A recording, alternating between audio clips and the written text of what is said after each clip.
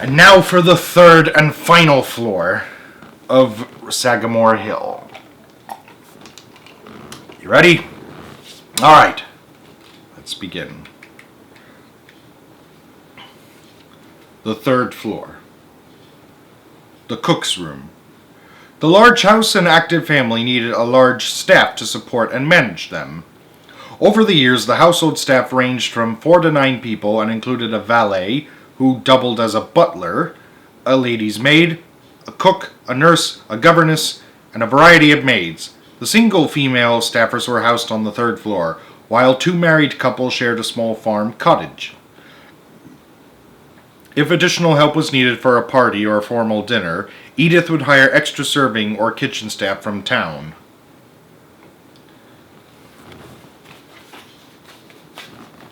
Quaint little room.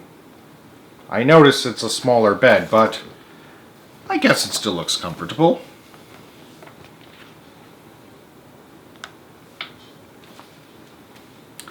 The maid's room.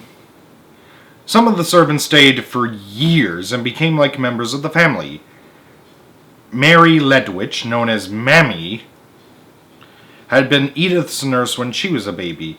She joined the household in 1887 when Ted III was born and stayed until Quentin started school. 2 of the cooks, Annie O'Rourke and Bridget Turbiddy, each stayed for more than 25 years. Charles Lee had started to work for the Roosevelts while they were living in the governor's mansion in Albany, and then followed them to Washington, D.C. and to Oyster Bay. He and his wife, Clara, lived at Sagamore Hill into the 1930s.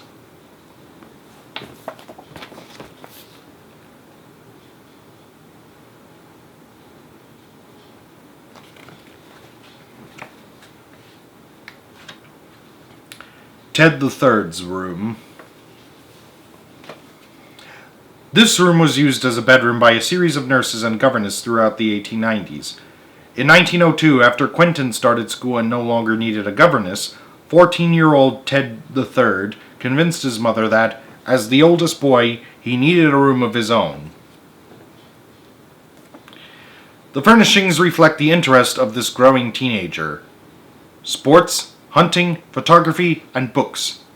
After Ted married in 1910 and moved out of the house, the musical chairs game continued, and Archie moved upstairs into his brother's room. I suppose this would make a good boys' room for the time. 120 years ago. Yeah. Anyways, and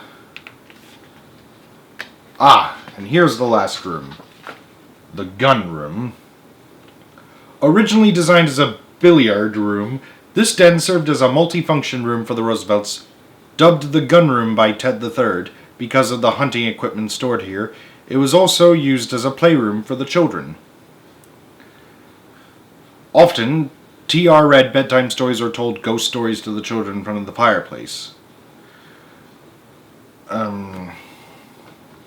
For several summers, it served as a study hall when one of the boys got extra tutoring by a private teacher.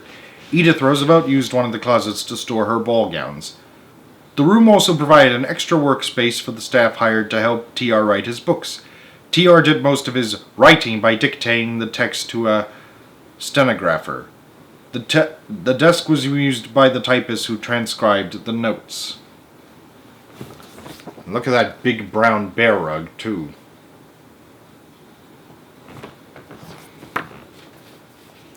And finally, the conclusion.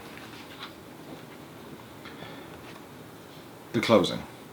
Theodore Roosevelt died on Sagamore Hill on January 6, 1919 at the age of 60.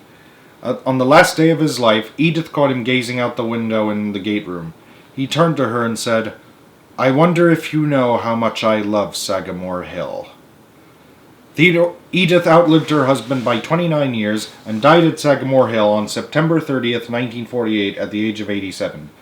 The TRA, Theodore Roosevelt Association, purchased Sagamore Hill, including the contents of the home from the Roosevelt family, and opened it to the public on June 14th, 1953. In July of 1962, the TRA donated Sagamore Hill to the National Park Service as a gift to the American people. And now for one final thing. The picture on the back. Theodore, Edith, Alice, Ted the Third, Quentin, Ethel, Archie, or Archibald, and Quentin. See you all next time. Take care.